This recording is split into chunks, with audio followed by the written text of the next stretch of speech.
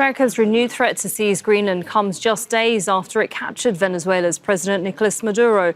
Maduro and his wife, who was also captured, made their first appearance in a New York court on Monday. They pleaded not guilty to federal drugs and weapons charges.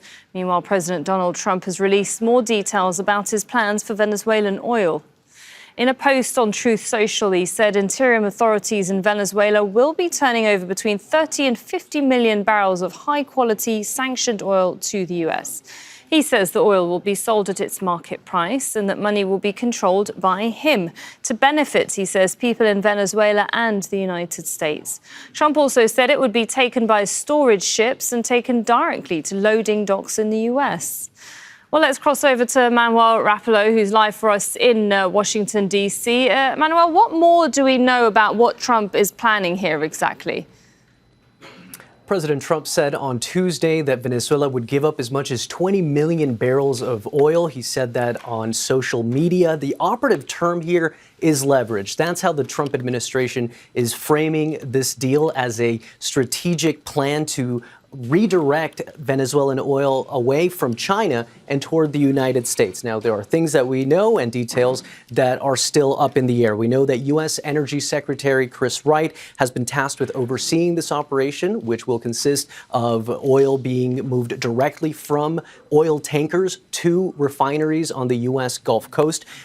Some of the details that we don't know, for example, how much involvement will there be from the Venezuelan government? Will the proceeds go to the Venezuelan government, given that there are still sanctions against Venezuela's state-run oil company? Now, U.S. officials have assured that this will be of benefit to Venezuela, that it'll help stabilize fuel prices, that it'll give a much-needed boost to the country's economy. But we should note that the talks are still ongoing with oil companies, and but we can note that that the markets have reacted quickly as crude prices have fallen here in the United States. But as you can imagine, it is a mixed bag when it comes to reactions here in the United States. Certainly, and I'm sure there's lots of reaction.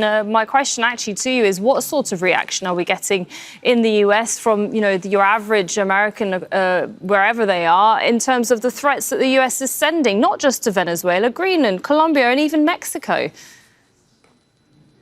The Trump administration certainly has put the entire Western Hemisphere on notice here. He referred to Colombia's president, Gustavo Petro, as a sick man. He said that something needs to be done about Mexico. Homeland Security Advisor Stephen Miller recently said that Greenland rightfully belongs to the United States. But there, again, it is a mixed bag when it comes to the response and the attitudes, even from Trump supporters themselves, even from those who, when it comes to Venezuela, for example, supported the military operation to oust Venezuelan President Nicolas Maduro.